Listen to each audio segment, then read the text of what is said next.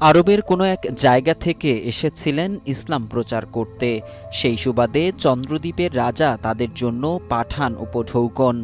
কিন্তু কিছুদিন পরেই ফেরত চাওয়া হয় সেই উপহার দিয়ে ফেরত নেওয়ার এই হীনমন্যতা মেনে নিতে পারেননি তারা। তাই সিদ্ধান্ত নেন চলে যাবেন। এই গল্পটি জড়িয়ে আছে এই দরবারের সঙ্গে। সুরঙ্গ মানে এখানে দুধ দিলে ওই পুষ্করণী যাই পরে, এখানে একটা আমাদের দুধের পুষ্করণী আছে। এই জায়গাটা মানে গাভী যাদের গাভী হয় না, তারা যদি গাভীর সমস্যা যে আল্লাহ আমার যদি গাভীটা সুন্দর মতন সহি সালামত হয়, প্রথম দোয়ানের দুধ এখানে দিয়ে যাব। ওই যে ওখানে সুরঙ্গের দুধ ডালতো এই পুষ্করণী পড়তো, ঠিক আছে। একটা এই জন্য ওই থেকে বলা হয়েছে এটা দুধের পুষ্করণী। এটা আপনি প্রায় 800 বছর হবে। জনশ্রুতি আছে চলে যাওয়ার আগে অলৌকিক ক্ষমতায় মাটির সুড়ঙ্গ থেকে স্বর্ণ, রৌপ্য, পিতলের থালা, কাপড়, খাদ্যশস্য, জীবন্ত ঘোড়া উগরে দিয়ে সেই পথ ধরে গায়েব হয়ে যান 12 জন আউলিয়া। পরে স্বপ্নযোগে জানানো হয় আউলিয়াদের বসার জায়গাটি আস্তানা করে দেওয়ার জন্য। আর তারপরেই সুড়ঙ্গের চারপাশে প্রাচীর তুলে বাড়ির মতো করে দেন জমিদার। প্রথম একটা বাড়িতে একটা লাঠি আনলো, একটা বড় একটা লাঠি ছিল। এই লাঠিটা দিয়ে আপনার যে প্রথম একটা বাড়ি দিল, প্রথম বাড়িতে আয় যে ঘোড়া দিচ্ছে ঘোড়া চলে আসে। প্রথম বাড়িতে ঘোড়া 12টা হাজির হয়েছে। তৃতীয় বাড়িতে আপনার যে 12টা কাপড় চলে আসছে। তৃতীয় বাড়িতে আপনার যে ওই যে কয়েল ছিল, কামা কয়েল নদীতে ফেলাই দিছে, ওগুলো আবার হাজির হয়েছে। তখন তো রাজা অদ্ভুত হয়ে গেল, কিরা কারা। হ্যাঁ, পরে কথা বলতেছে, কথা বলার পিছন দিকে একটা গাইবে আওয়াজ হয়েছে।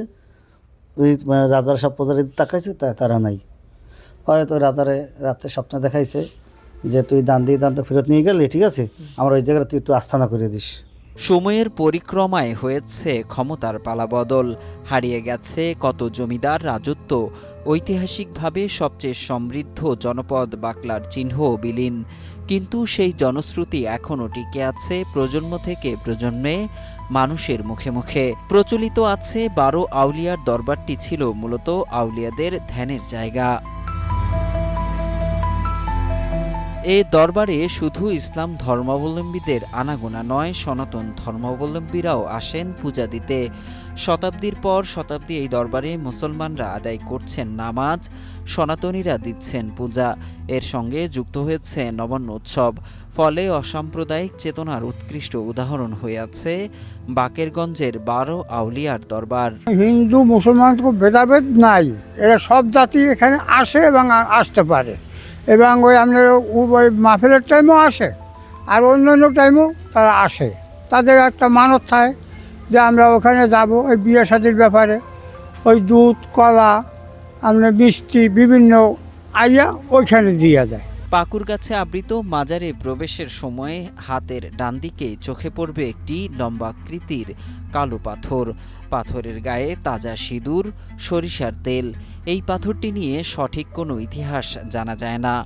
নতুন বিয়ের পর নির্ধারিত তিথিতে পাথরটির মাথায় সিঁদুর ও সরিষার তেল দিয়ে যান নবদম্পতিরা। দেবতা শিবের সন্তুষ্টির জন্যই এই অর্চনা। এই দরবারে বিভিন্ন মান্যত করতে আসে মানুষ, পূর্ণ হয় তাদের মনের চাহিদা, এমনটাই দাবি প্রয়াত খাদেমের ছেলে জুয়েল খানের। তাদের একই আছে আপনার, এই যে তাদের বিবাহ হইলে হিন্দুদের এখানে পান টান এগুলো দেয়। এইখানে তাদের এই হিন্দুদের ধর্মীয় এই যে এটা এই যে হিন্দুরা, এটা হইলে আপনার ওই যে হিন্দুদের বিবাহ হইলে, ওদের বাচ্চা কাচ্চা হয় না, বিবাহ হইলে তারা নিয়ত করে যে আল্লাহ ওলি দরবারে যাব, ওখানে একটা আমার দিয়েছে, ওখানে যে আমরা ওগুলো দিয়ে আসবো। তখন তো বাচ্চা কাচ্চা নিয়ে এসে বিয়ে শাদী হয়। দরবারের পূর্ব পাশে রয়েছে নারীদের নামাজের স্থান।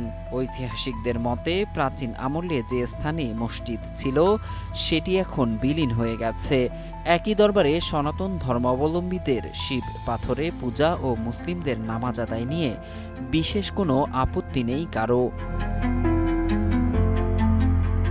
হিন্দু মুসলমান সবাই প্রাচীন এই দরবারের পাশেই থাকা দুধ পুকুরে গোসল করে এবং রোগ মুক্তি কামনা করে। তবে ঐতিহাসিক এই দরবার শরীফের অবকাঠামো উন্নয়নের দাবি দর্শনার্থীদের।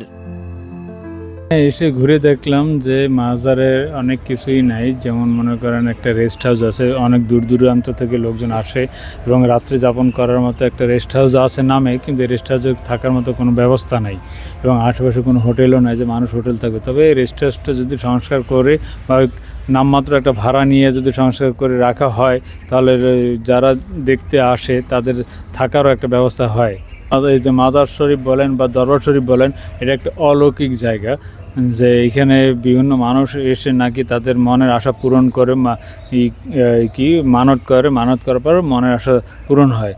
আর এখানে কোনো বাথরুম বা কোনো কিছুই নাই, এটা সংস্কার করে দিলে তাহলে পর্যটকদের অনেক সুবিধা হবে। এই আপনারা দেখছেন যে মাজার শরীফের ভিতরে অনেক জরাজীর্ণ এই মাজার শরীফটা বা দরবার শরীফ বলেন, এটাকে একটু যদি সংস্কার করে দেওয়া হয় তাহলে আরও ঝুঁকিপূর্ণ থেকে রেহাই পাওয়া যাবে।